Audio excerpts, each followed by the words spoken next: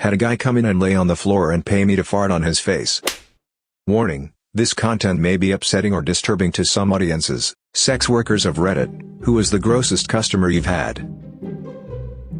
The guy that refused to accept that condoms were required. Kept offering more and more money. It ain't about money. My man, if you want it raw within minutes of meeting someone, how on earth am I supposed to trust that it's safe? Pro tip, it's never, ever safe. When I was a phone whore, I'd have pedophiles call me, and want me to pretend to be their 6-year-old daughter, niece or neighbor girl. Phone worker here. I had a guy, wanted me to put bodily excretions, roleplay on him. I was so stumped. So I said, if you've been a bad boy I'll piss on your face, if you've been a good boy I'll shit in your mouth. Cue the minute long groaning, grunting and screaming the guy did with what I could only assume was the filthiest, never-ending tsunami of spunk, followed with a thank you mistress. I logged off for the day, and did other things. I have no problem with kinks or fetishes, but he acted like he won the lottery. Not a sex worker, but I went to a strip club once when I was 28. One of my best friends growing had a sister 8 years younger than us. She walks on stage and we make eye contact. I'm just like, yeah, I'm gonna go play video poker. Objectively she grew up to be pretty hot, but too weird. I'm not a sex worker, but I did run a bar opposite one of Edinburgh's infamous saunas, sort of legal brothel the police turned a blind eye to. Anyway, the girls used to come into my bar once their shift was over for a well-earned drink, and so I got to know some of them pretty well. Inevitably conversation would turn to their clients' kinks. Two spring to mind. The high court judge who came in to be spanked and be told he needed to be punished. Not that exciting, but the one I can never forget was the peanut butter man. He would come in the day before with a massive bag of peanuts for his favorite girl, and book an appointment the next day where the girl would crap on him, and he would smear it all over himself saying I'm the peanut butter man over and over. I could never get that image out of my mind. I wouldn't kink shame anyone. The worst thing is when a guy smells gross or tries to haggle with me. Take a shower before we get naked please. A friend of mine worked in the office for an escort agency. The grossest story she told me was about a guy who seemed to have a thing for cutting women up with his long fingernails.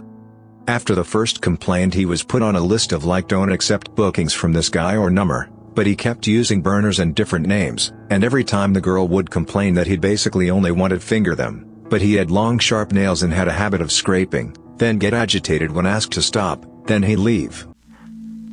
I'm a part-time cam girl. One day a guy paid me $30 to watch him masturbate and barking while wearing his socks on his ears. Lasted less than a minute and it was very surprising. My wife's best friend is a very successful cam girl. She was pregnant and some dude was paying her thousands to watch her take her pregnancy supplements. She made an absolute fortune when she was pregnant. He would make baby sounds to her while she did it. He would check in on her and make sure that she was hydrated and well fed. He started gifting organic foods over Amazon. I personally saw her play Jenga with her clothes on and dudes were bidding for which piece to move. I couldn't believe my eyes. I still don't. Someone paid her thousands to have dinner one night. She hired security and he paid for the security to make sure he didn't touch her. It became a steady gig. Free food and thousands of dollars.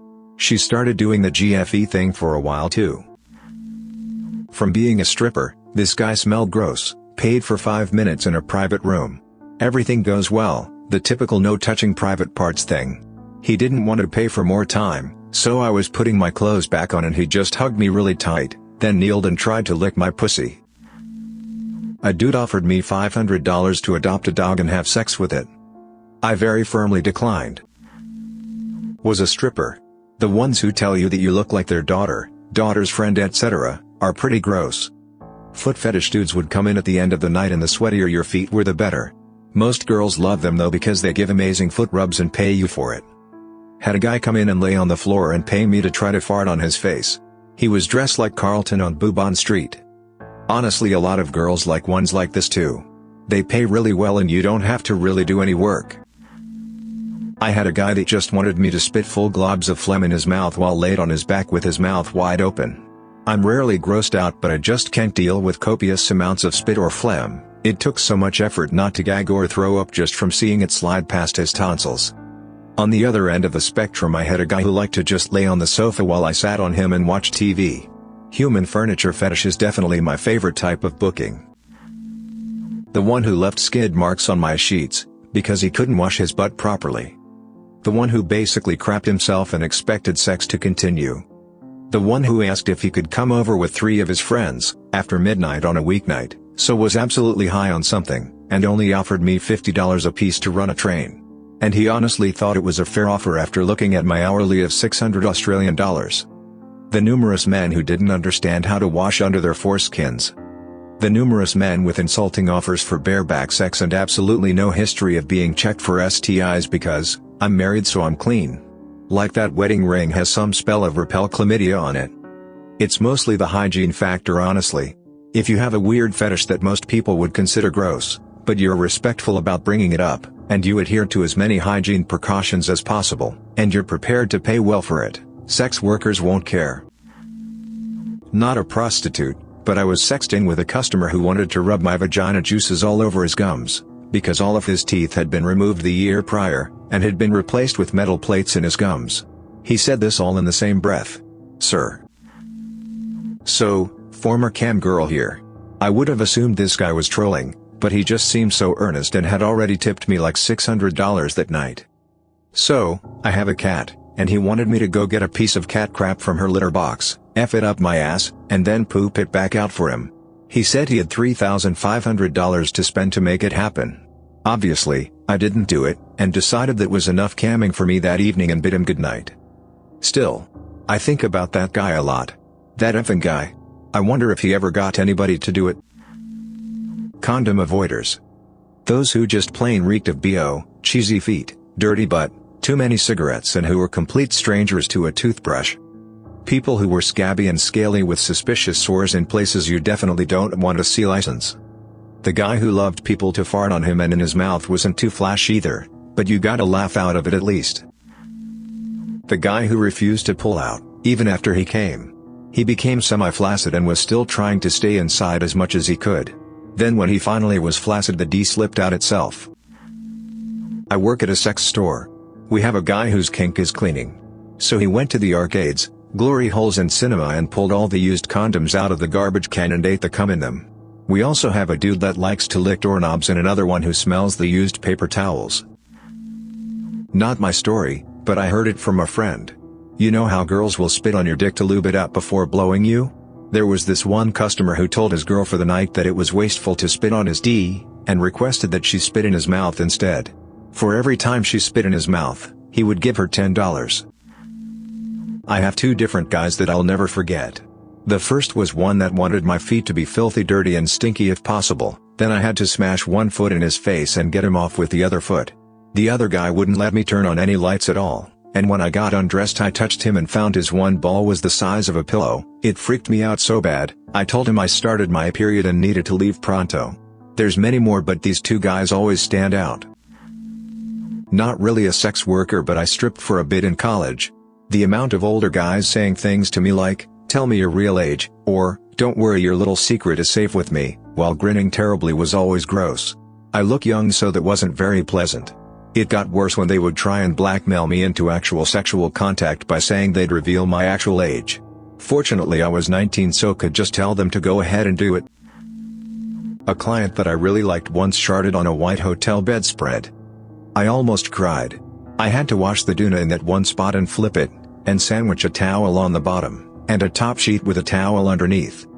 Not enough money in the world for that one. Well, I'm no sex worker, I was actually a computer repairman, and this is actually a true story. An older lady tried to pay me to have sex with her retarded daughter. Way back in the day when I was a stripper, I was giving a dance. The room was dark and I was giving a lap dance to a usual customer. The customers were allowed to touch as long as it wasn't any no-no zone. So I was sitting on his lap, no grinding, his hands to his side, and I randomly felt warm goo hit my back. I have no idea how I didn't notice anything sticking out or how he managed to get off with no physical touch, but I was mortified. I got up, demanded my pay, and quickly ran to the bathroom. Had to have the bouncer escort him out. Yes, not a sex work, but a sexy worker. I got to the man's house, and he wanted me to pour bleach on my titties. I literally just walked right out and never looked back. I'm no longer an active sex worker, but I was when I was 16, and if that shocks you, Sorry I had to be the one to show you what a tiny bit of the real world looks like, and somebody brought me into their car, which was normal. It was a minivan, and he had all the back seats put down, nothing shocking yet. Then he told me to lay down on my back, and said he was gonna crap on me. I was like, nope, and I decided to bail, which is a very intense choice to make if you're working for somebody because they will cut the hell out of your pay for it, and he, who was twice as big as me, beat the hell out of me. But he knew he couldn't chase me when I got out, because after getting out of the back alley we would be in public. That was one of the worst days of my life, but I still managed to hide that any of that summer happened, so I guess I got off a bit easy. I went through a brief stint of sleeping with men from Craigslist for money when I was going through a very rough financial time when I was 20. It was a very dark time. There were some unshowered dudes, some who smelled bad, overweight, sure. But if they were nice, their looks didn't bother me. The grossest ones were the guys who forced anal without asking, refused to wear condoms, or haggled with money. I'm not sure I'd count myself as a sex worker, but a few months back I was in a dark place financially and resorted to a sugar daddy website. I talked to a lot of people and most of it led nowhere, as they wanted more than I could offer. I wasn't willing to have sex, only fool around. I'm only 18 so I wasn't comfortable with anything else. Eventually I ended up meeting an older man, late 50s, early 60s, in a wheelchair. He seemed safe enough after talking over a cup of coffee, so I got in his car. We'd agreed beforehand that there would be no sexual contact at all on the first meeting. I also reminded him of that several times during our coffee, and in the car. He still tried, and his persistent pushing for it convinced me a little bit would be fine. It wasn't. He ended up being quite violent, and the whole experience was very uncomfortable. A little bit turned into a lot, and I was too scared to say he was crossing a line. After a while I had worked up the courage to get out of the car, after making up an excuse for having to leave early. Walking back through the city looking for a bus stop, I felt very ashamed about crying in public. I never talked about the encounter ever again. This is the first I've spoken of it. I don't think he's to blame in this situation, it's 100% on me. I put myself in that situation, I underestimated him due to the wheelchair, and overestimated my own ability to say no. If I was a more confrontational and confident person I'm sure it could have ended a lot sooner. Still, the money helped me not be homeless. My heart goes out to all the people who do this type of work, you're all incredibly strong people. I have so much admiration for your strength. Be safe. Thanks for listening to another very dark episode of Radio TTS. Hit the subscribe button and activate the bell icon for more videos like this. Find the original Reddit post in the video description. And please upvote the posts of the original authors, who were honest and kind to share these things with us.